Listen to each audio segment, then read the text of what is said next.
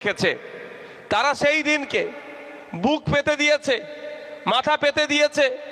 শাসকের দুষ্কৃতীদের গোলা ছুরিতে ছোড়া গুলির কাছে তারা হয়তো জীবন দিয়ে পরাজয় হয়নি, জীবনটা গিয়েছে, তারা কিন্তু জয়ী হয়ে আছে।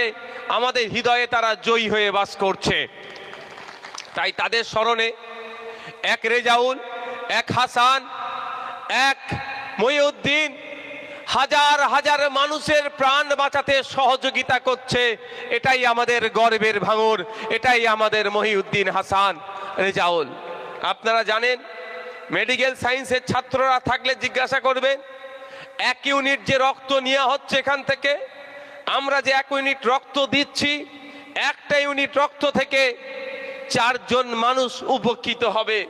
তাই ভাবুন, এখন পর্যন্ত প্রায় 1500-এর কাছাকাছি রক্ত যোদ্ধা রক্ত দিয়েছে। 1500 ইন্টু 4, তাহলে 6000, 4 ডেরে কত গো, 6000 মানুষ কিন্তু উপকৃত হবে।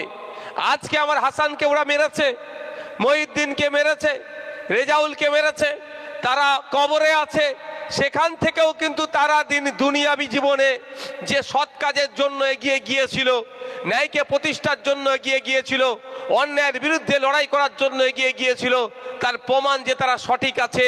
তারা আজকে কবরে শুয়ে থাকলেও তাদের কর্মকাণ্ডের জন্য, তাদের স্মৃতিতে আমরা যে কাজ করছি, এখন পর্যন্ত শুধু শানপুকুর অঞ্চল থেকে যে রক্তদাতারা রক্ত দিচ্ছে, 6000 মানুষ উপকৃত হবে।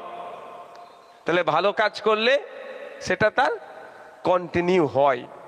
আজকে এই মঞ্চ থেকে আমরা আমাদের যে আগে যারা মায়েরা আছেন, এদিকে বাম দিকে জায়গা আছে, ওখানে অনেক মায়েরা দাঁড়িয়ে আছে, ভলেন্টিয়ার ভাই যারা আছে তারা মায়েদেরকে এদিকে পাঠিয়ে দিন তো আস্তে আস্তে। ভলেন্টিয়ার আপনারা বসুন, ভলেন্টিয়ার ভাইরা করে নেবে ওটা। মায়ের এদিকে জায়গা আছে, এদিকে চলে আসুন, অনেকটা জায়গা আছে, ওখানে ভিড়ে দেখতে অসুবিধা হবে। আজকে আমাদের এই মঞ্চ থেকে রেজাউল, শহীদ রেজাউল, হাসান, মহিউদ্দিনকে আমরা স্মরণ করি। ধন্যবাদ জানাই শানপুকুর অঞ্চল কমিটিকে, ধন্যবাদ জানাই আজকের এই রক্তদান শিবিরের মূল আকর্ষণ, মূল অতিথি আমি মনে করি রক্ত যোদ্ধাদেরকে, ব্লাড ডোনারদেরকে, তাদের ধন্যবাদ জানাই।